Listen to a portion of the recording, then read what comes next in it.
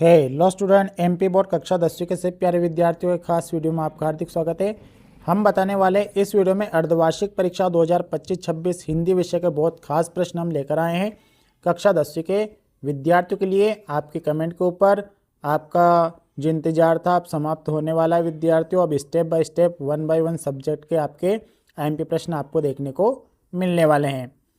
और MP board कक्षा 10वीं के विद्यार्थी पहली बार हमारे यूट्यूब चैनल पर जुड़ रहे हो, चैनल सब्सक्राइब जरूर कर लेना, वीडियो को लाइक कर लेना, बेल आइकन को प्रेस कर लेना, जिससे आने वाला हर वीडियो नोटिफिकेशन आपसे आसानी से पहुंच सके, क्योंकि एमपी बोर्ड संबंधित सभी प्रकार की जानकारी हमारे यूट्यूब चैनल पर अक्सर प्रोवाइड की जाती है। चलिए जान लेते हैं कौन कौन से प्रश्न खास होने वाले। अर्धवार्षिक परीक्षा पेपर 2025-26 विषय आपका हिंदी, एमपी बोर्ड कक्षा 10वीं के विद्यार्थियों के लिए अति महत्वपूर्ण प्रश्न, टॉप क्वेश्चन इस वीडियो में हम आपको बताने वाले हैं। सबसे पहले हम जानेंगे 2 अंक वाले प्रश्न कौन कौन से खास होने वाले हैं। प्रश्न क्रमांक 6 से 17 तक 12 प्रश्न आएंगे, जो प्रत्येक 2 नंबर का रहेगा। सबसे पहले मैं 2 अंक वाले प्रश्न आपको बता रहा हूं। देखिए, आप तैयारी तो कर ही रहे हैं, इन प्रश्नों को भी आप तैयार करके अवश्य जाना, इसमें से भी आपको परीक्षा में प्रश्न देखने को मिलने वाले हैं। चलिए जान लेते हैं। पहला प्रश्न है, रीतिकाल की कोई 2 विशेषता लिखिए। दूसरा, रीतिकाल को श्रृंगार काल क्यों कहा गया है, लिखिए। तीसरा है, प्रगतिवाद की कोई 2 विशेषता लिखिए। चौथा है, नाटक और एकांकी में कोई 2 अंतर लिखिए। पांचवा है, महाकाव्य और खंड काव्य में कोई 2 अंतर लिखिए। छठा प्रश्न जान लेते हैं। छठा प्रश्न, नई कविता की कोई 2 विशेषताएं लिखिए। सातवां प्रश्न, संधि और समास में कोई 2 अंतर लिखिए।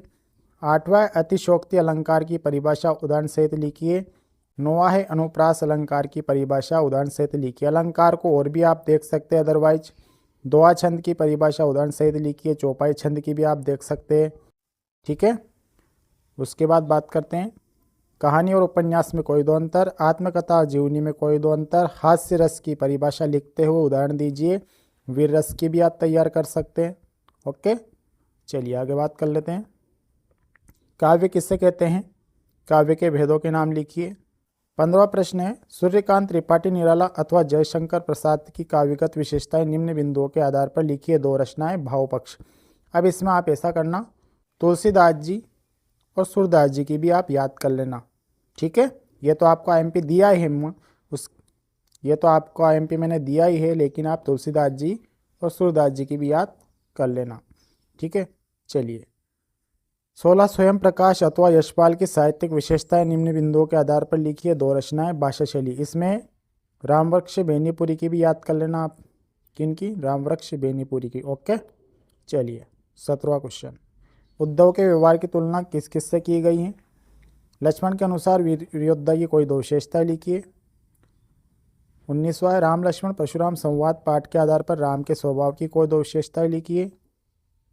20वां है, राम लक्ष्मण परशुराम संवाद पाठ के आधार पर लक्ष्मण के स्वभाव की कोई 2 विशेषताएं। 21वां, गोपियों ने उद्धव से योग की शिक्षा कैसे लोगों को देने की बात कही। 22वां, कवि नागार्जुन के अनुसार फसल क्या है, लिखिए।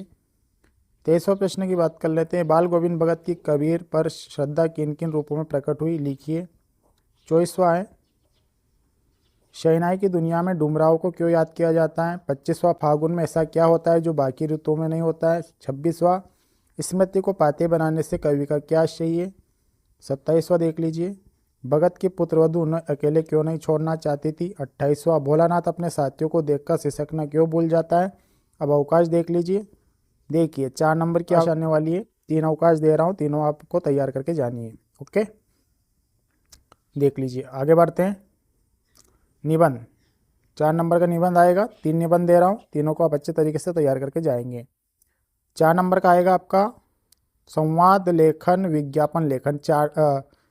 ये 3 नंबर का आएगा, यहाँ मिसप्रिंट हो गया। कितने नंबर का आएगा, 3 नंबर का आने वाला है। ओके, शिक्षक और छात्र के बीच संवाद, ये वाला आप अच्छी तरीके से तैयार करके जाना। परीक्षा पर आ सकता है, कैसे भी आ सकता है, लेकिन शिक्षक और छात्र का देखा गया है अक्सर परीक्षाओं में शिक्षक और छात्र के बीच संवाद पूछा जाता है, किसी के भी ऊपर आ सकता है। संवाद आप अच्छे तरीके से तैयार करके जाना, जो कि 3 नंबर का आपको देखने को मिलेगा। उसके बाद यहाँ से मुहावरे, लोकोक्तियाँ भी आपकी आ सकती है, मुहावरे का प्रयोग करना, ठीक है। और गद्यांश पद्यांश का भावार्थ प्रसंग वाला आएगा।